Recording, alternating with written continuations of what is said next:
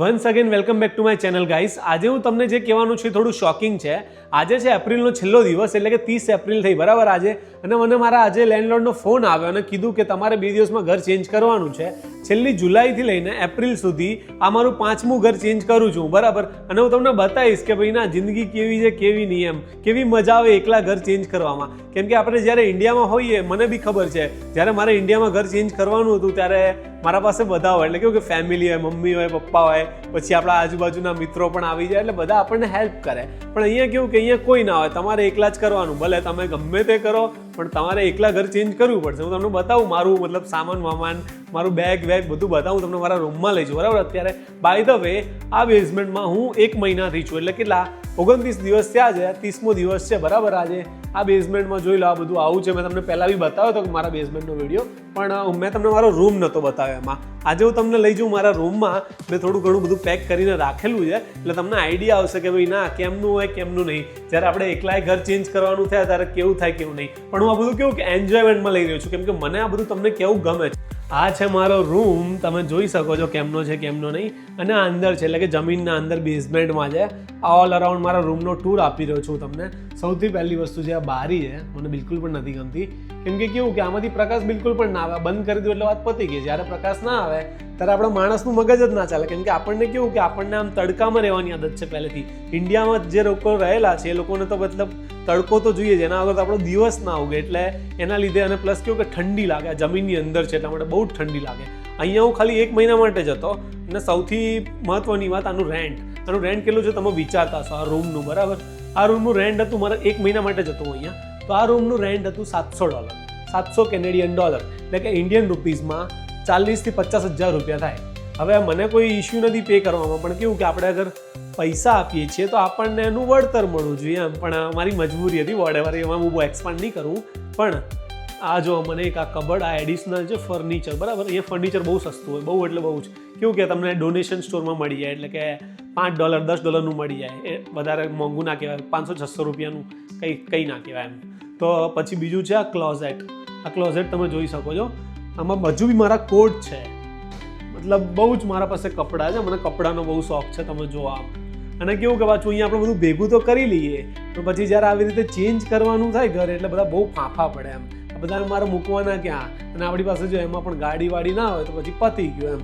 આ તમે જો નીચે કે મેં બધું મસ્ત ગોઠવીને રાખી દીધેલું છે. ખાલી મારે મારી બેગમાં મૂકવાનું છે. આ રહી મારી પહેલી બેગ, પછી આ રહી મારી બીજી બેગ, અને પેલી રહી મારી ત્રીજી બેગ, જો તમે જોઈ શકતા હોય તો. અને આ મારી પાસે છે એક કમ્પાર્ટમેન્ટ. અને રૂમની બહાર ફ્રીજમાં મારું ખાવાનું પડ્યું છે, પ્લસ કેવું કે બીજી બધી ગ્રોસરીઝ છે, જેમ કે આપણા મસાલા ને એ બધું. પણ એ બધું હું ટેકલ કરી લઈશ, એ એટલું બધું નથી. એટલે આ બધું કેવું કે ક્યારેક હેક્ટિક બની શકે. કેમ કે જ્યારે કોઈ માણસ એકલો હોય, જેમ કે હું બરાબર, અને મારા જેવા ઘણા બધા ઇન્ટરનેશનલ સ્ટુડન્ટ્સ, આપણા ગુજરાતી ભાઈઓ અને બહેનો, તો એકલાએ કરવાનું થાય ને એટલે થોડી તકલીફ પડે. પણ તમારે કેવું, તમારા મનને મનાવવું પડે. તમે તમારા મનને ના મનાવો તો પછી પતી ગયું. અને કેવું કે આપણે જો આપણા ભગવાન બેઠા છે, એટલે સૌથી પહેલી વસ્તુ એ છે, જો તમે આમ માનશો કે ભાઈ ના તમે એકલા છો તો પછી પતી ગયું. તમારી સાથે ભગવાન તો હંમેશા તમારી સાથે જ છે. એટલે બહુ ટેન્શન નહીં લેવાનું એમ. હું એટલું નથી લેતો. કેવું કે જે થાય એ સારા માટે થાય એમ. અહીંથી જવાનું છે ઠીક છે. અને તમે એક વસ્તુ સમજો, જે બી છોકરો કે છોકરી વિદેશમાં આવું બધું કરે, મતલબ મેં તમને કીધું કે ભાઈ આમાં હું 5મું ઘર બદલી રહ્યો છું બરાબર, approximately, I don't know. But કેવું કે જ્યારે ચેન્જ આવવાનો હોય, આપણે ઇન્ડિયામાં કદાચ 2 વર્ષે કે 1 વર્ષે, ખબર નહીં ક્યારે ઘર બદલીએ, બટ બહુ રેરલી હોય, એટલે 5 વર્ષમાં એકવાર. પણ અહીંયા તો આમ બધું બહુ ઓફન હોય. એટલે પછી અમને આમ મતલબ કેવું કે જે બી આવી રીતે આવી સિચ્યુએશનમાંથી નીકળી જાય એને પછી કંઈ આવતા જીવનમાં તકલીફ ના પડે એમ. પછી ગઈ બી હોય, મતલબ જો જે બી એની મતલબ વાઈફ હોય, જેમ કે મારી વાઈફ હશે, પછી કોઈ છોકરી હોય તો એનો હસબન્ડ હશે, ને કેવું કે આમ ભાઈ પહેલેથી જ સ્ટ્રોંગ બની ગયેલા છીએ અમે. અમને કોઈ વસ્તુથી એટલો ફરક નથી પડતો. કોઈ બી મતલબ આવી પ્રોબ્લેમ છે એકલા મતલબ ટેકલ કરી હોય તો જિંદગીમાં આગળ જઈને એટલો તકલીફ ના પડે. મારા કપડાં મેં મસ્ત એક સુટકેસમાં ફિટ કરી દીધા છે, તમે જોઈ શકો છો પ્રોપરલી. હું અહીંયાથી પ્રોપરલી કરીને જઈશ તો ત્યાં કેવું ખાલી મારે નીકાળવાના છે અને ગોઠવવાનું, મતલબ ત્યાં મારે કપડાં ફોલ્ડ નહીં કરવાના. એટલે મને આમ પ્રોપરલી મતલબ બધું ગોઠવવું વધારે ગમે, કે ભાઈ એટલી મહેનત ઓછી. કેમ કે અત્યારે મારી પાસે ટાઈમ છે અને ત્યારે મારી પાસે ટાઈમ નહીં હોય. એટલે તમે પણ જો ઇન્ડિયાથી જ્યારે પણ કેનેડા આવતા હોય અને મતલબ ન્યૂ એઝ અ સ્ટુડન્ટ આવતા હોય કે as a work permit as a new કમર કંઈ બી રીતે કેનેડા આવતા હોય અને તમને એવું હોય કે ભાઈ માઇન્ડમાં કેટલા જોડી મારે કપડાં લેવા, 20 જોડી 30 જોડી, ખબર અમુકને આમ બહુ હોય કે ભાઈ ના મને આ કપડાં નહીં મળે તો, પણ કેનેડામાં તમને ઘણા બધા કપડાં મળી જાય અને કેવું કે rates are the same, nothing else. હું એટલા બધા કપડાં લઈને નહોતો આવ્યો 8 થી 9 જોડી, પણ અત્યારે મારી પાસે ઘણા બધા કપડાં છે. હું મતલબ 2 વીક સુધી એમને બી પહેરું ને તો બી મતલબ હું રિપીટ ના કરું, એટલા બધા કપડાં છે મારી પાસે. ચલો હવે હું તમને એ બતાવું કે મારી પાસે કેનેડામાં કેટલો સામાન છે અને હું કેટલો લઈને આવ્યો. તો તમને બધાને ખબર છે કે કોઈ બી કેનેડા આવે ત્યારે 3 બેગ લઈને આવે, બરાબર. મારી 3 બેગ તમે જોઈ શકો છો, એ રહી 1, 2 અને 3. અને બીજા બધા થેલા જો 1, 2, 3, 4 થેલા. પછી નાની પેલી બેગ છે જે બી લેધરની છે. પછી આ વ્હાઇટ કલરનું કેબિનેટ તમે જોઈ શકો છો, એ પણ મારું છે.